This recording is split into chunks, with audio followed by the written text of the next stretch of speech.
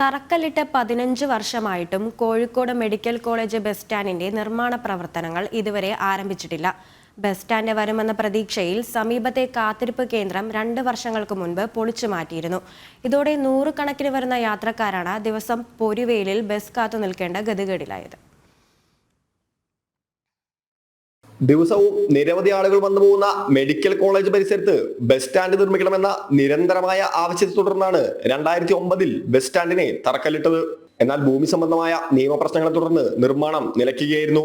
തുടർന്ന് നിയമവ്യവഹാരം അവസാനിപ്പിച്ച് 2022-23 വർഷത്തിൽ കോർപ്പറേഷൻ ബജറ്റിൽ തുക വകയിരുത്തിയെങ്കിലും നിർമ്മാണം ഇതുവരെ ആരംഭിച്ചിട്ടില്ല. രോഗികളടക്കം മാവൂർ ഭാഗത്തേക്കുള്ള യാത്രക്കാർ പൊരുവേലിൽ ബസ് കാത്തിരിക്കേണ്ട അവസ്ഥയാണുള്ളത്. ഏകദേശം 200 കോടിയുടെ ഒരു പദ്ധതി ബസ് ടെർമിനൽ എന്ന രൂപത്തിൽ ആ പദ്ധതി അന്ന് പ്രഖ്യാപിച്ചതാണ്. പക്ഷേ കഴിഞ്ഞ 15 വർഷമായി അത് യാഥാർത്ഥ്യമായിട്ടില്ല.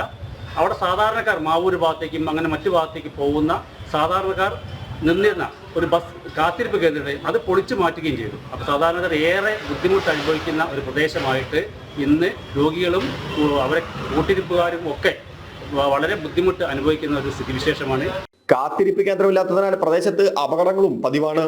രാഷ്ട്രീയ സംഘടനകളടക്കം പലതവണ അധികൃതർക്ക് പരാതി നൽകിയിട്ടും പ്രശ്നത്തിന് പരിഹാരം കാണുന്നില്ലെന്നാണ് ആരോപണം. ജനം, കോഴിക്കോട്.